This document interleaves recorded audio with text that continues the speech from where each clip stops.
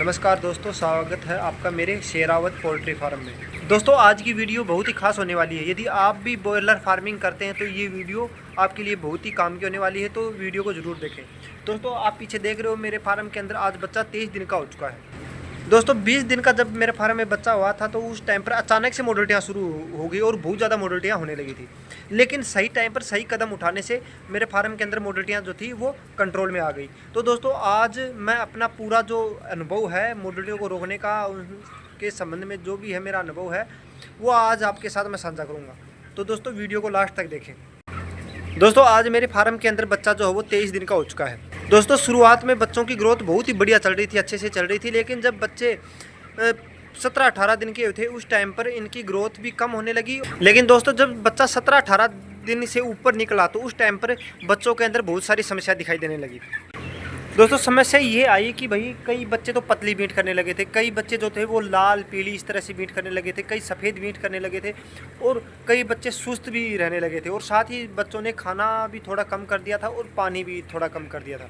और दोस्तों इसके अंदर सबसे बड़ी चिंता की बात ये थी कि भाई ये सारी समस्याएं तो फार्म में आई थी, लेकिन साथ में मोडल्टियाँ होना भी शुरू हो गई थी फार्म में, यानी कि अचानक से मृत्यु दर बढ़ गई फार्म की। दोस्तों जब भी फार्म के अंदर ऐसी स्थिति बनती है यानी कि अचानक से सभी समस्याएं फार्म में आ जाती हैं, यानी कि बीट की दिक्कत भी आ जाती है, बच्चे दाना पानी भी कम करने लगते हैं, साथ में मोडल्टियाँ भी होना शुरू हो जाती हैं। तो उस टाइम पर दोस्तों किसान की चिंता बहुत बढ़ जाती है, क्योंकि फार्म के अंदर अचानक से मृत्यु दर बढ़ाना ये बहुत ही बड़ी चिंता की बात रहती है, क्योंकि इसके अंदर लॉस होने का खतरा ज़्यादा रहता है।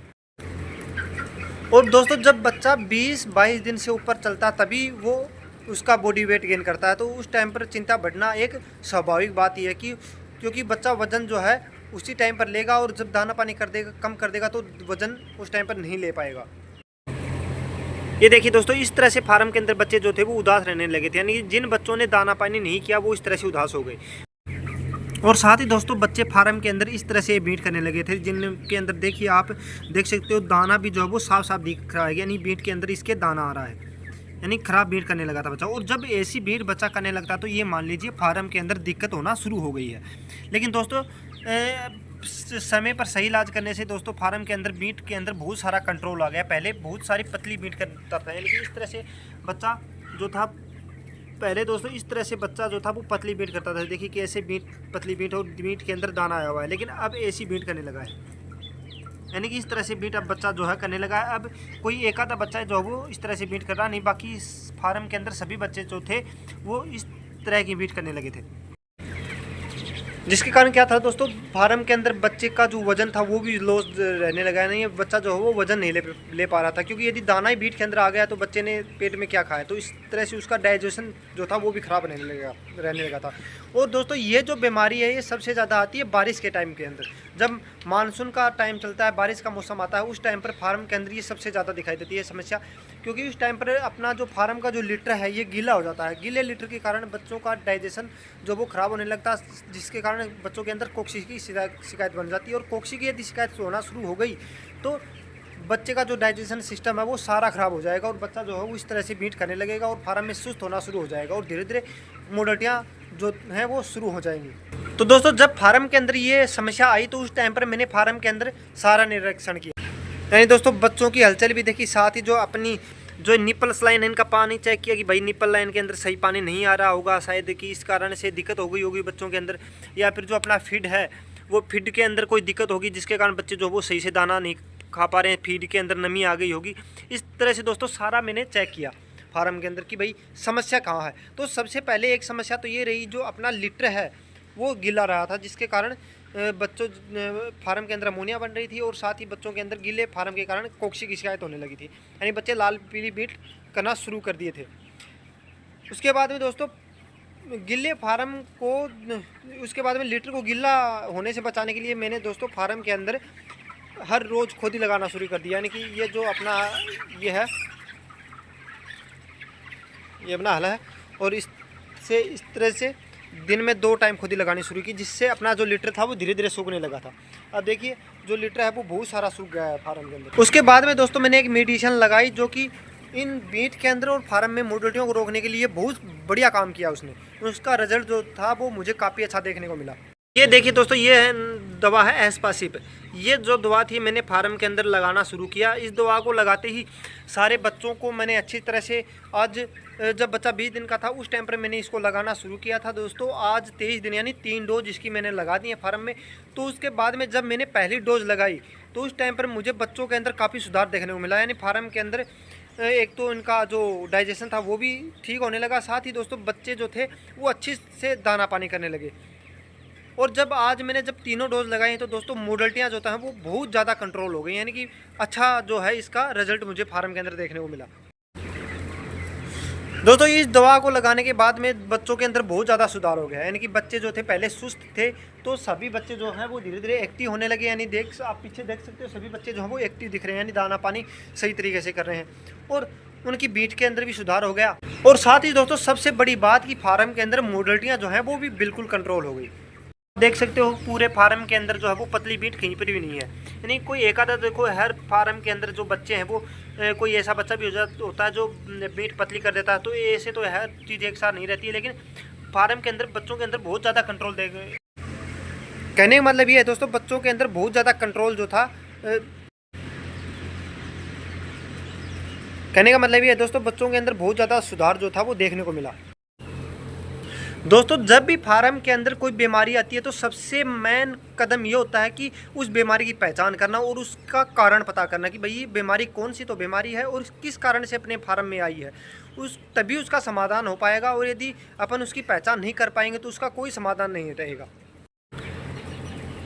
दोस्तों ये तो मैंने दवा अपने फार्म में काम ली थी, क्योंकि मैंने अपने फार्म के अंदर बच्चे की हालत और उसकी जो एक्टिविटी थी वो देखकर मैंने ये दवा इस्तेमाल की थी। तो दोस्तों ये मेरा अनुभव था। यदि हर फार्म की स्थिति अलग अलग रहती है, यानी कोई फार्म में किस कारण से बीमारी आई है, यदि बिना कारण का पता किए ही ऐसे ही दवाई लगा देते हैं तो उनका कोई भी फायदा अपने को देखने को नहीं मिलेगा। तो दोस्तों कभी भी फार्म के अंदर कोई भी बीमारी या कोई भी समस्या बनती है तो उस समस्या का कारण पता करना बहुत ज़रूरी होता है। उसी हिसाब से फार्म के अंदर मेडिसिन लगानी जानी चाहिए, जिससे फार्म के अंदर उसका असर जो है वो अपने को देखने को मिलेगा, साथ ही बच्चों का जो स्वास्थ्य है वो भी सुधरेगा।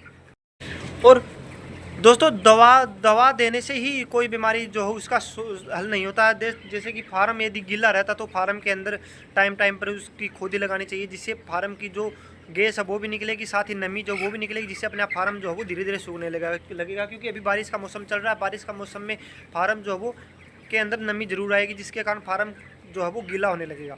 तो दोस्तों फार्म का वेंटिलेशन मैनेजमेंट और पानी और फीड की सप्लाई यदि सही तरीके से सुचारू रूप से चल रही है तो अपने फार्म के अंदर जो भी बीमारी हैं उनको काफ़ी हद तक कम किया जा सकता है। अपने फार्म के अंदर आपको पूरा राउंड करवाता हूँ, सभी बच्चे जो हैं वो आपको दिखाता हूँ कि किस प्रकार से सभी बच्चे जो हो एक्टिव चल रहे हैं, दाना पानी जो वो अच्छे से कर रहे हैं। क्योंकि दोस्तों जब 20 दिन के बच्चे थे तो उस टाइम पर इनकी हालत बहुत ख़राब थी, लेकिन आज अभी आप देख सकते हो, देखो सभी बच्चे जो वो हैं एक्टिव हैं, यानी बिल्कुल सही तरीके से चल रहे हैं। और मुझे उम्मीद है कि भाई जैसी पहली ग्रोथ चल रही थी वैसी ग्रोथ अब जो है वो आगे चलेगी। क्योंकि पहले ये दाना पानी कम कर रहे थे, अब दाना पानी भी जो है वो अच्छा करने लगे हैं। देख सकते हो भाई सभी बच्चे जो वो अच्छे से एक्टिव हो रहे हैं। सभी बच्चे आप पीछे से देख सकते हो, देखो निप्पल लाइंस के ऊपर और दाने के बर्तन के ऊपर लगे हुए हैं, यानी दाना पानी जो वो अपना अच्छी तरीके से करना शुरू कर दिया है। दोस्तों आज मैंने अपने YouTube चैनल के ऊपर लगभग 5 से 6 दिन के बाद में वीडियो डाला है। इसमें टाइम ऐसे लगा क्योंकि भाई जो भी मैं वीडियो डालता हूँ उसको पहले, जैसी कोई भी दवाई है या फिर कोई भी फार्म का जो काम है उसको पहले मैं करता हूँ, फिर ही यदि उसका रिजल्ट मुझे अच्छा देखने को मिलता तभी मैं अपने चैनल के ऊपर डालता हूँ, ताकि जो भी इसको काम में ले उसके फार्म के अंदर उसको अच्छा बेनिफिट देखने को मिले। ये नहीं है कि भाई जो भी मेडिसिन मेरे सामने आएगी उसका वैसे ही वीडियो डाल दिया। पहले मैं अपने फार्म में उसका प्रयोग करता हूँ, उसी के बाद में ही आगे अपने चैनल के ऊपर डालता हूँ, ताकि जो भी इसको काम मिले तो उसको फ़ायदा मिले। इस तरह से दोस्तों यदि आपके फार्म में भी ये समस्या बनी हुई है तो इसको एस्पासिप जो दवा है इसको अपने फार्म में ज़रूर लें और अपने फार्म की ग्रोथ जो है वो दोबारा बढ़ाएं। अब दोस्तों इसको लगाने की मात्रा के बारे में आपको मैं बताता हूँ कि किस प्रकार से इसको आपको अपने फार्म के अंदर लगाना है। ये जो एस्पासिप है दोस्तों, इसको अपने 1000 बच्चों के ऊपर 100 ml लगानी है, यानी 100 ml का ड्रिंकर डोज करना है इसको। यदि दोस्तों आपके फार्म के अंदर यदि ऑटो ड्रिंकर लगे हुए हैं तो उनके अंदर आपको आप 1 गिलास 2 गिलास किस तरह से डालते हो उसके अंदर आपको ड्रिंकर डोज लगाना है। यदि आपके फार्म के अंदर निप्पल लाइन्स लगी हुई हैं तो जैसे मेरे फार्म के अंदर ये 200 लीटर की टंकी लगी हुई है। यदि इस प्रकार से आपके फार्म में भी कोई टंकी वगैरह आपने लगा रखी तो उसके अंदर आपको अपने बच्चों के हिसाब से डाल देनी है। यदि मेरे फार्म के अंदर अभी 7,000 बच्चे हैं तो मैंने उस हिसाब से अपने फार्म के अंदर 700 ml का ड्रिंक का डोज लगाया था। तो इसी प्रकार से आपको 1000 बच्चों के ऊपर 100 ml का ड्रिंक का डोज लगाना है। तो दोस्तों ये था आज की वीडियो में। तो दोस्तों यदि वीडियो आपको अच्छा और जानकारीपूर्ण लगा तो वीडियो को लाइक ज़रूर करें। और साथ ही दोस्तों यदि आप भी बॉयलर फार्मिंग कर रहे हैं या फिर करना चाहते हैं तो यदि उसके अंदर आपको और साथ ही दोस्तों आप भी बॉयलर फार्मिंग से जुड़ी ऐसी ही वीडियो हर रोज़ चाहते हैं तो दोस्तों वीडियो को मेरे चैनल को सब्सक्राइब करें और बेल आइकन दबाना न भूलें। और दोस्तों साथ ही कमेंट करके बताएं कि 20 से लेकर 30 दिन के बच्चों के अंदर कौन कौन सी बीमारियां आती हैं और उसका आप समाधान किस प्रकार से करते हैं। तो दोस्तों ये कमेंट करके आप ज़रूर बताएं।